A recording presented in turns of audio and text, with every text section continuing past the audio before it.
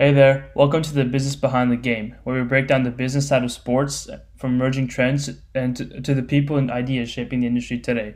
I'm Kushag, and today we have a really special guest. Today's guest is Sachin Syal. Sachin is a college entrepreneur currently studying in SJSU, the founder of Three Doshas, a podcast host and a creator building across wellness, media, and business. Although Sachin isn't directly in the sports business industry, his journey and mindset at a young age strongly align with the themes that we talk about on this show. He's also someone who really inspired me to start this podcast, making this episode especially meaningful. So, Sachin, how are you doing today? I'm doing absolutely amazing, man. Thank you so much for having me. I really appreciate the opportunity. Yeah, for sure. I'm really excited to get this started. Likewise. So, yeah, just to start off, can you talk a little bit about your journey and how you got into entrepreneurship and content creation at like such a young age? Sure, I'd love to talk about that. So my journey started pretty young, actually. I started in elementary school, um, selling candies, stickers, and toys to other kids. That kind of became into a passion for reselling on eBay. So I was reselling Mm, tech on eBay, and then after that, I joined a startup called Schoolhouse.world, which is founded by Sal Khan, who's also the founder of Khan Academy. mm, Um, and that really taught me a lot about um, professionalism, corporate America, email, stuff like that. And I was 13 in 2020 when I joined that startup and I became a founding member there. And then after that, I started the Ochakde Show, which is what I'm mostly known for, where I interview tech execs, entrepreneurs, founders, investors, a bunch of amazing people. And then you also mentioned this, but I'm also the co-founder and CEO of Three Doshas. We're a mm. coaching company where we help people level up in their careers with Three Dosha science. So if you were to ask like how exactly I got into it, I don't know exactly how. I feel like it was very natural. I Yeah. just loved it since day one. Been I've been like very business savvy since I was a kid. I've loved marketing. I love selling things and making money at a young age. So there's not like a specific thing that kind of like said, oh, this day is when I realized I want to be an entrepreneur. It was kind of just like a natural progression. I was a curious person. I tried things. I failed. I learned. I failed. I learned, and then I just keep getting better by the day. And that's how I ended up here, I guess. Yeah, definitely. I mean, that's really inspiring to hear. I mean, as a teen myself, I think like lots of teens dream of being successful, but I mean, it's really cool seeing you doing it at such a young age as well. So I really like that about you. Thank you. So yeah, I mean, you just talked a little bit about like in your overall journey, reselling, selling candies at school, working at Three Doshas. But was there like a specific moment that you really realized that you wanted to build something of your own rather than following like a traditional path into like a corporate job or something like that? That's a really good question, man. I would say there is. I think it was my first. It was for the Ochakde show. It was an interview I did at Logitech at their Newark office in the Bay Area. And I was interviewing the CEO, Bracken Darrell. Mm, And that was one of the first uh, big names in tech that supported me. And it was a really great experience. I brought my equipment, my Joby stand camera. I got to meet Bracken and his team, and we got to film. Um, and that's a couple years old now.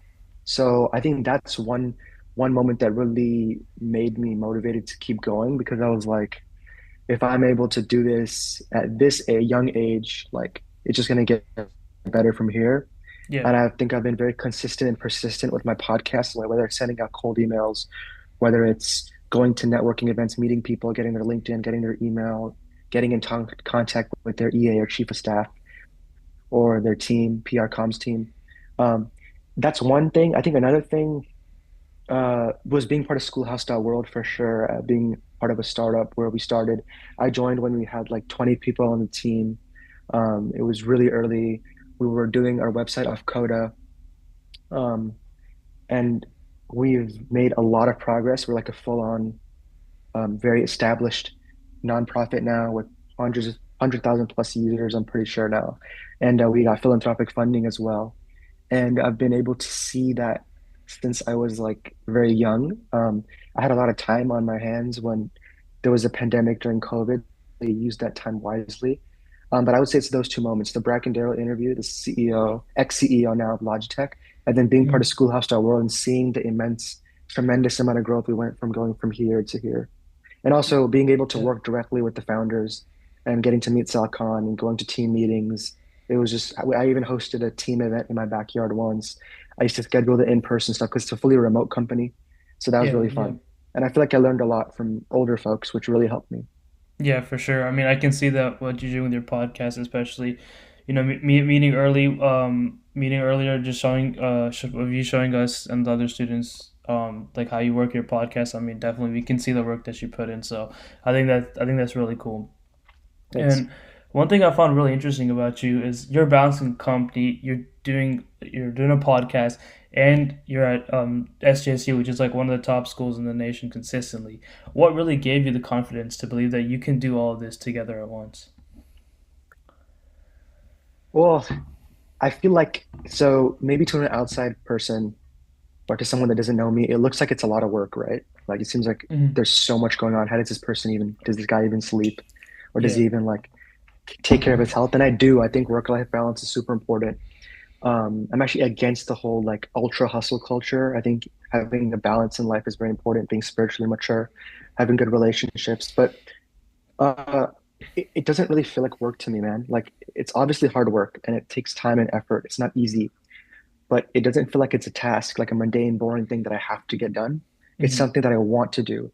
So it's not like I have to do it. I want to do it. And I feel like because I want to do it, it really drives me to get up every morning and work on my podcast, work on video shows, work on Schoolhouse, work on all the things I'm involved in. And I think we as humans actually underestimate ourselves. We may think we can't manage that many things, but the truth is, if you manage your time properly, you're protective of your time. You use Google Calendar. You have a good friend group circle. You have good mentors. You're very selective of who you hang out with and who you don't and what you do during your day. I think we can get a lot of stuff done more than we think. So I think it's really distilling yourself into knowing what are your strengths, what are your weaknesses, what are you good at, what are you not good at, and your day be focused towards that. And obviously I wish everyone on the weekends, like as I do, chill with your buddies, go hang out with the family.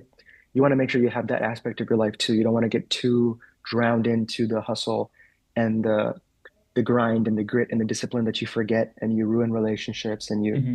lose friends. So I would just say if you love it, it doesn't feel like work. I'm sure this podcast for you is a lot of hard work, but you love doing it, so it doesn't feel like hard work. So that's my take.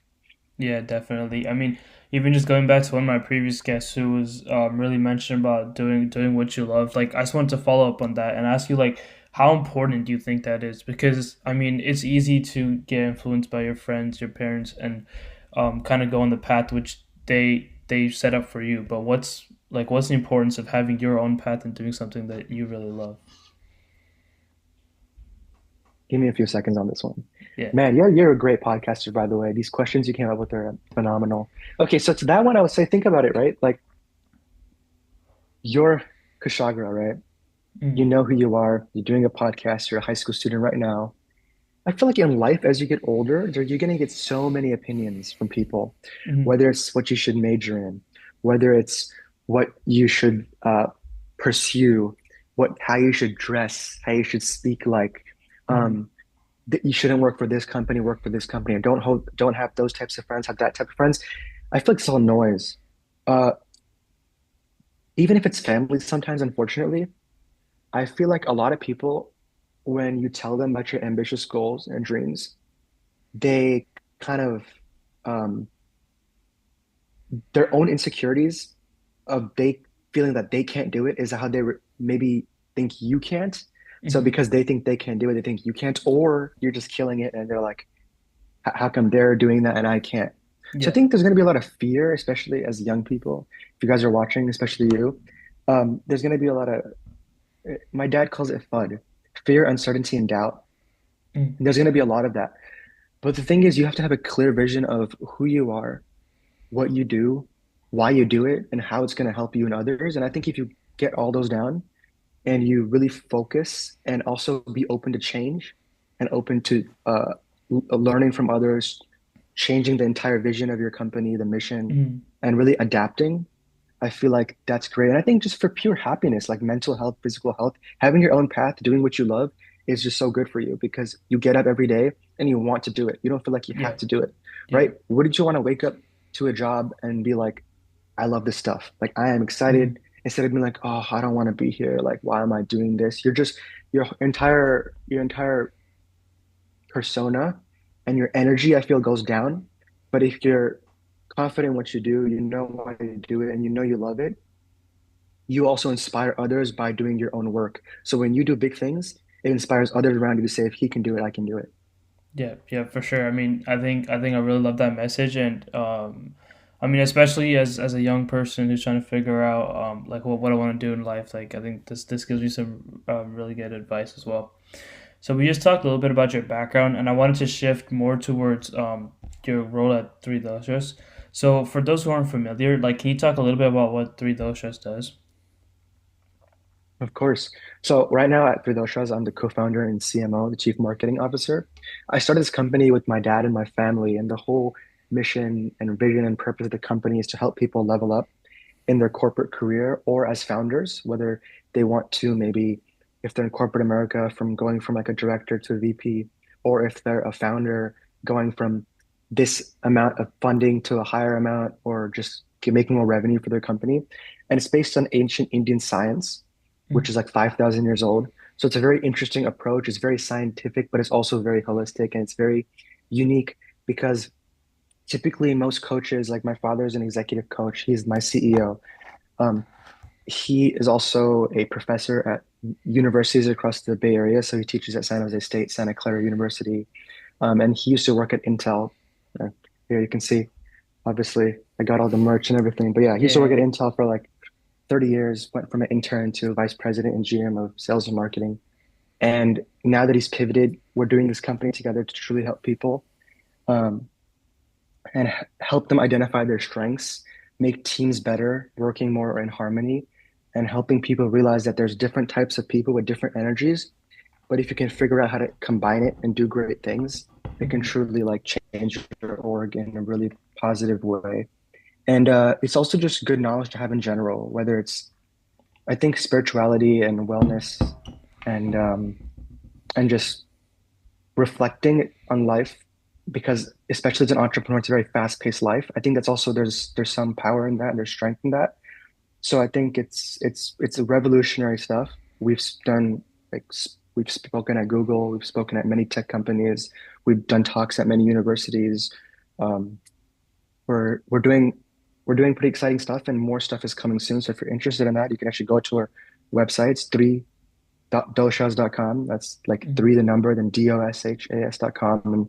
And you can take our personality quiz. You can reach out to us. And I think you guys will love it. So make sure to check that out too. Thank you for yeah, asking about that. My that's my two biggest focus right now in my life. Three, I guess. yeah. School, the Chakra show, and three dosha. So those are my big things. Yeah, yeah, definitely.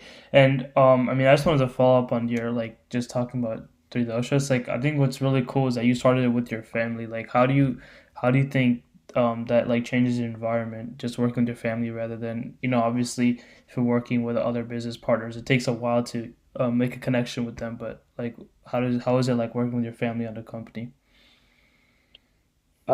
We've been in the Silicon Valley, my family, for some time, and we're a very entrepreneurial family. So I feel like it kind of made sense. Maybe we will expand and hire people that isn't family, but I think it's actually Mm, really good having family members as your co-founders, because you actually get to know them on a more deeper personal level. I feel like wonderful to have a co-founder that you don't know, that's like a friend or someone else, but like you know your family more than other people know them. And I feel yeah. like it's a beautiful thing because you know what this person would be good at or what they might not be good at. And it's the four of us all working together, me, my brother, and my mom and me. And Mm, we still do our team meetings. It's slightly interesting though, because like I feel like I'm in a work meeting, but then I yeah. realize I'm talking to my family. But Yeah. it's wonderful. It's really wonderful, and I think it's good because um, we're all on the same page about the mission. We're all aligned with how we want to change the world with the science. So hmm I think it's a beautiful thing, and I think I've had a great experience working with my family. I also get along with them very well, and I love them a lot. And they're very supportive of my dreams, whether it's the podcast or anything. My whole life they've been that way.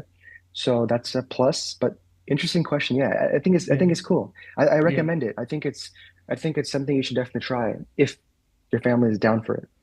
Yeah, that's definitely very interesting because I mean most of the time I've seen like two business partners or two college friends start a business, but I mean There's I good in think that too, though, because yeah then that way you're kind of more, these are not like people you know. You don't know their goofy side. You don't know their, this is like a business person. Like you can get Yeah, close with your co-founder, but there's also, there's good and bad in both.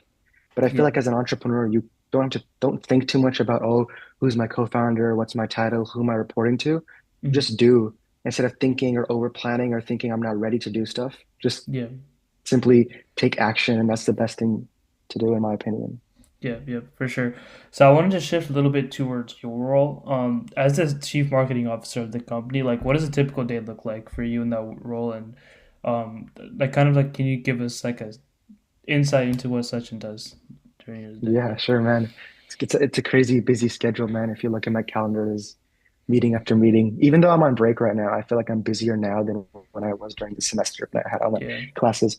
So, chief marketing officer, essentially that means you're the marketing chief. You're the head of all the marketing that happens in the company. Mm, So, uh, I report to my dad, who's the CEO, and my role is essentially getting the word out there, mm, but it's more than just that. It's sending out cold emails to companies to see if we want to collaborate.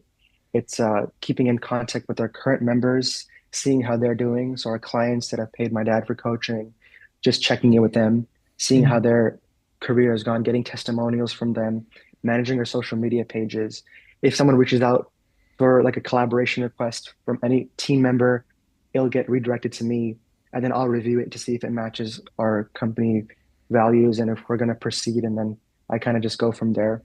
Um, it's fun, and I also think my podcast is tied into this too because I talk about mm. my company and my podcast a lot. If you see my episodes, you'll see Three Doshas is there. I'll say my name and then the guest person name is like co-founder CMO.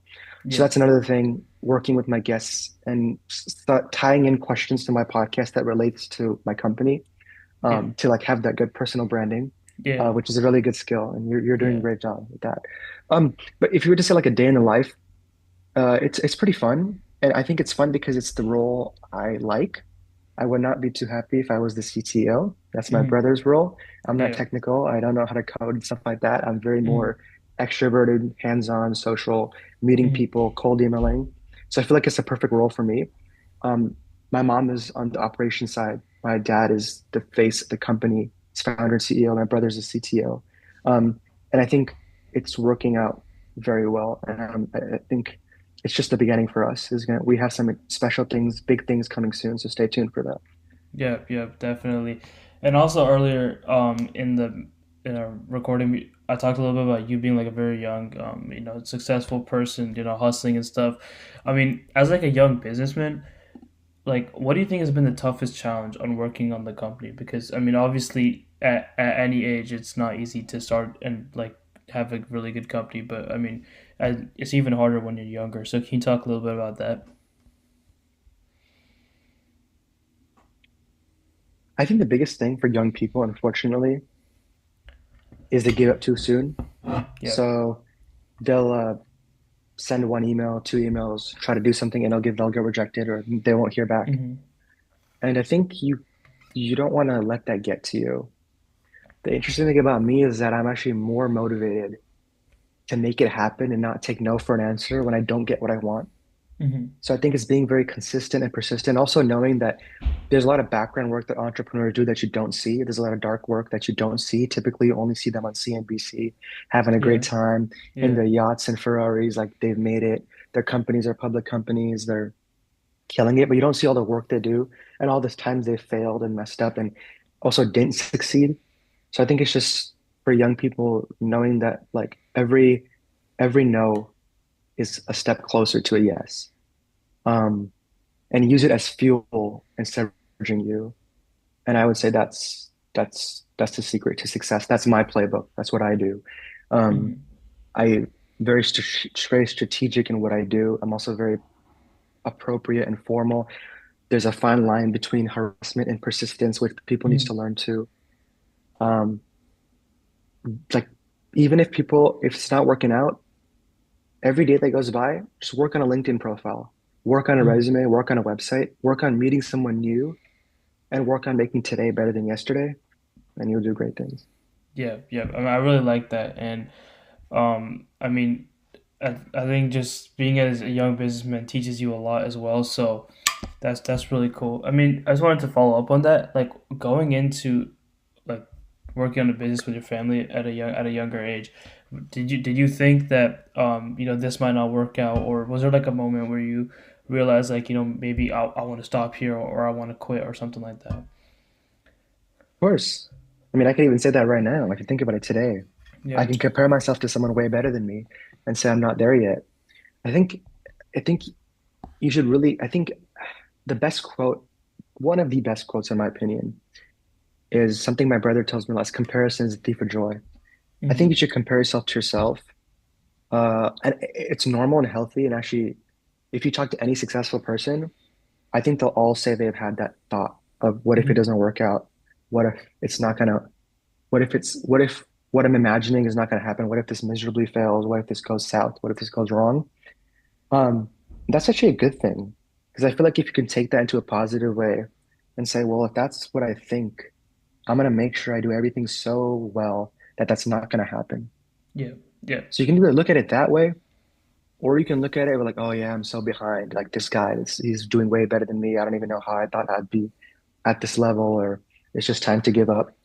Um, I think it's a lot of baby steps actually. Like people look at the work I do now, I'm 19, but they don't know that I started at like 13.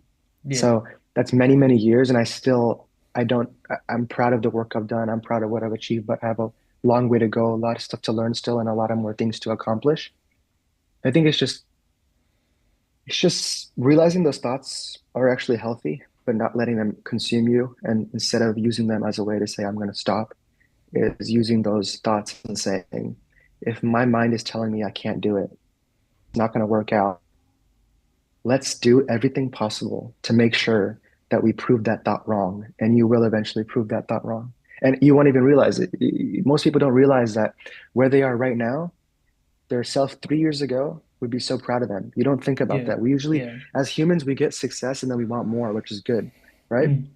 So I think people should understand that you should be proud of all the things you've done and where you've come, um, but not to be content. I think you should have that hunger, stay hungry, but just keep getting yourself better. But great question. I've definitely had that feeling of, oh, I don't know what's going to happen. I still do sometimes, but I just don't give up. I never give up, and I don't plan to anytime soon.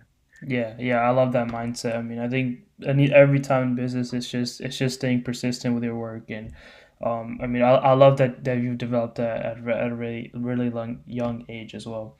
So we just talked a little bit about three doshas, and I wanted to shift a little bit more over to your podcast because I mean, obviously, I'm doing the podcast too, and you're like one of my inspirations to start it as well. I mean, in terms of your podcast, like, what gave you the idea to start your podcast, the Ochak Show?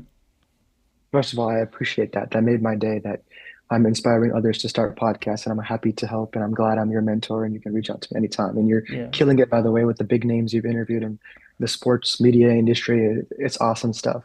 So, for thank why you. did I start my podcast? I started in high school with really no motivating factor. I just did it Mm, because as an experiment. Uh, I knew that I love meeting people. I genuinely love stories.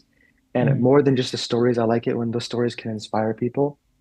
And I thought about if I'm a teen, how about I make a podcast where I interview successful adults and people in business and tech.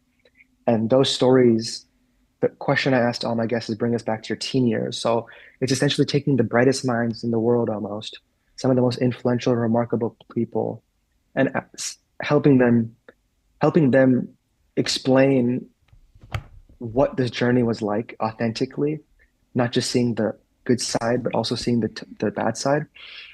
And it kind of was just a ripple effect, one interview to the next interview. Once you get one big person, it's a pretty tight knit community in the tech world, so everyone kind of knows everyone.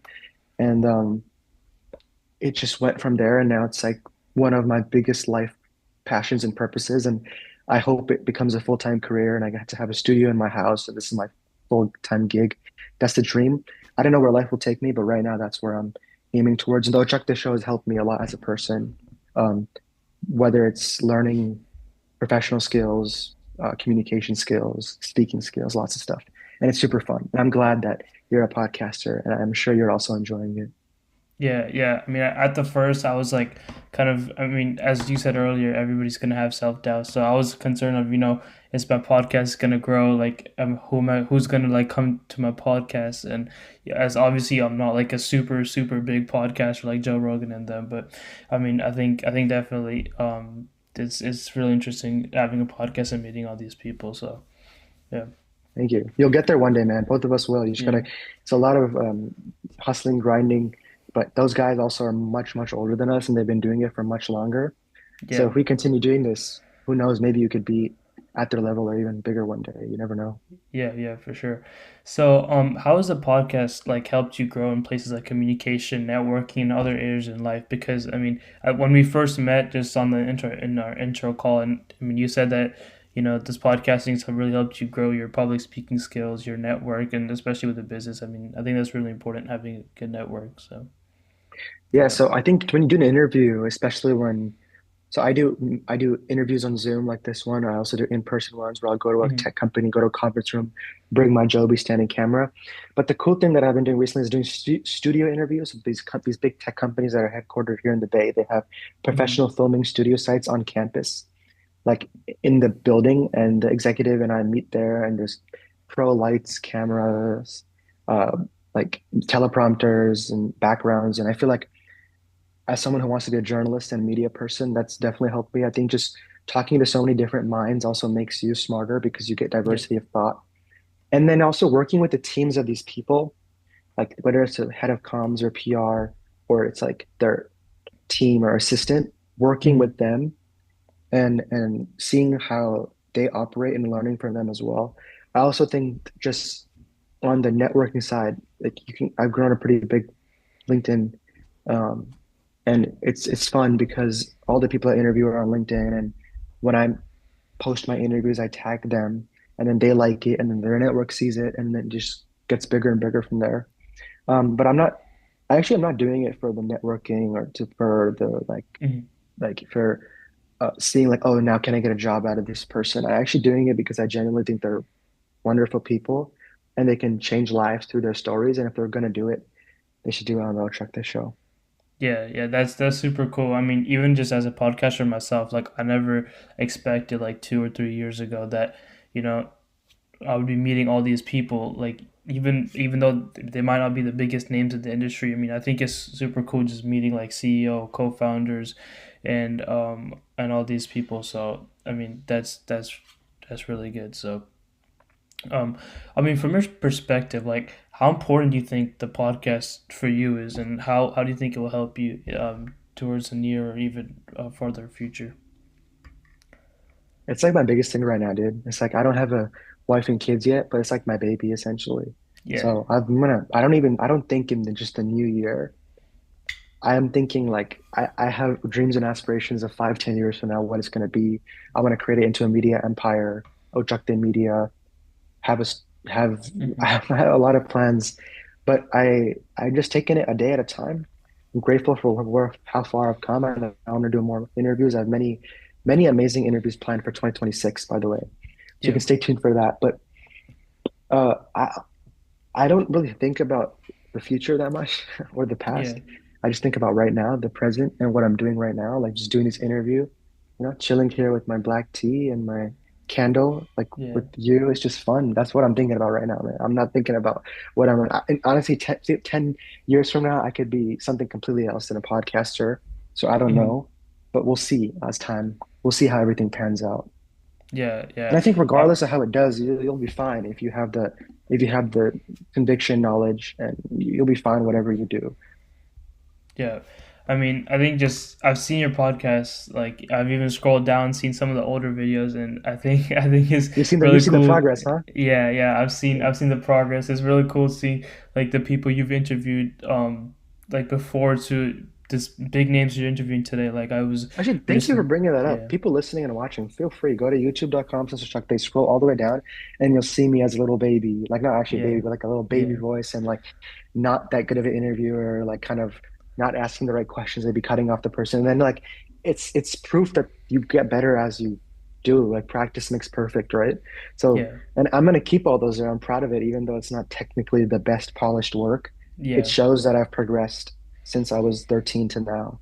Yeah, definitely. I mean, it was really fun looking at that What growth. I were your mean, thoughts, bro? I'm curious. What did you think yeah. from those videos to now?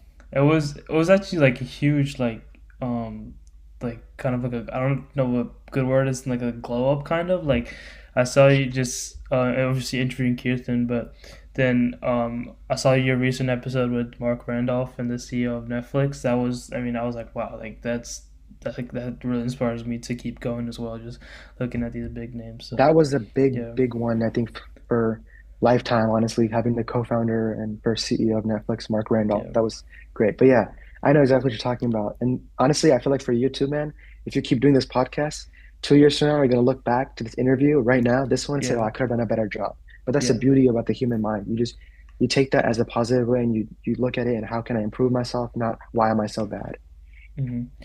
Yeah, I mean, just throughout this interview, one thing I really liked about you and I learned a lot about you is, I mean, your mindset, and I mean, I think that's really cool and inspires a lot of teens as well. But I kind of want to go back to this question which I had earlier, but I mean, at a young age, like you're doing a lot, like podcast, school, chief marketing officer of Theodosia's, and like, how do you manage all of this without burning out? Because I mean, at least looking from the outside in, it definitely looks like a ton of work. So. So burnout's an interesting thing. Uh, there are weeks that I don't do that much work and I take it easy and I'm not doing as well. Mhm. It's almost impossible for any human to say that they're always doing succeeding and thriving every day and like excelling every week. That's kind of, I mean, good for you, but I don't think that's Yeah, possible or normal. yeah, I think it's just, playing basketball with my brother, going for hikes with my family, listening to music, doing things that also necessarily unrelated to my podcast or won't help me in my career. It doesn't really matter because that's yeah, also important, spending time with your family and friends. Um, so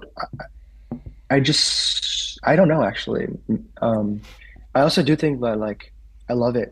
So it's exciting for me. It's not like I have to do it, it's I want to do it. I'm actually voluntarily doing all this. No one's telling me to do this. hmm, I'm not doing it for like some external factor. I'm doing it because it's what I want to do. Um, and if I do ever feel stressed, I have ways to de-stress, go for hmm, walks in nature, listen to relaxing music, stuff like that. Maybe just take it easy for a day. Um, and yeah, mental health is very important. I actually think work-life balance is one of the most crucial and beneficial aspects of being a successful entrepreneur. And others may disagree with me on that, and they say, "Oh, you got to grind and just forget everyone, like get out of the matrix and lock in and stuff." And I'm yeah, against that whole culture of overworking and being an asshole. I think that's not a nice thing to do. I think you should be a yeah, kind, good person. You should bring positivity to other people, help other people, because it makes you a better person too. yeah. I think I've seen the same, the reels, the TikToks, the videos of all You this. know Like, what I'm talking about, yeah. yeah, I'm gonna escape the matrix. I'm gonna like become very rich and do all Yeah, that. just no But work-life yeah, balance. Like, don't sleep, yeah, stay up all day, like have like a bunch of energy drinks and just be on your computer the whole day. I mean, if you want to pass away early, that's a great way to do that, but I don't yeah, recommend it. yeah, It's yeah, just really bad for you. It's also a very toxic environment. And most successful people, if you ask them, that's actually not how they live their lives. Maybe mhm, media portrays it that way, but they actually do a lot of things that makes them de-stress and also gives them time away from their professional work. yeah, Like yeah, meditation is another thing that's great to do as well, and yoga, stretching, and just being idle sometimes, not doing anything. I struggle with that. I kind of get uncomfortable when I'm not doing anything. mhm, So see, even mhm. I'm working on it. But yeah, great question. Thank you. Yeah, yeah.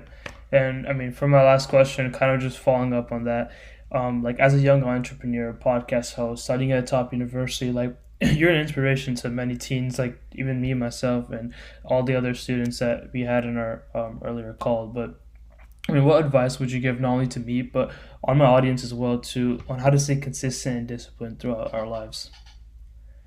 Do you want me to do advice on how to stay consistent, disciplined, or is my best advice all time for young people? I mean, you can do your best advice all the time because I know you have lots of insights from big names. So yeah. Yeah, I asked all my guests that, by the way. That's one question I asked them. I would say my all-time best advice for teens is to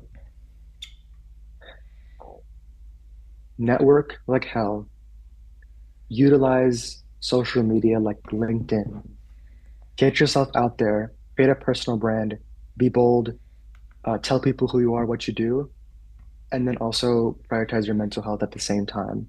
And Mm-hmm. also, if you're doing something and you don't feel like it's the right thing, you can always change it.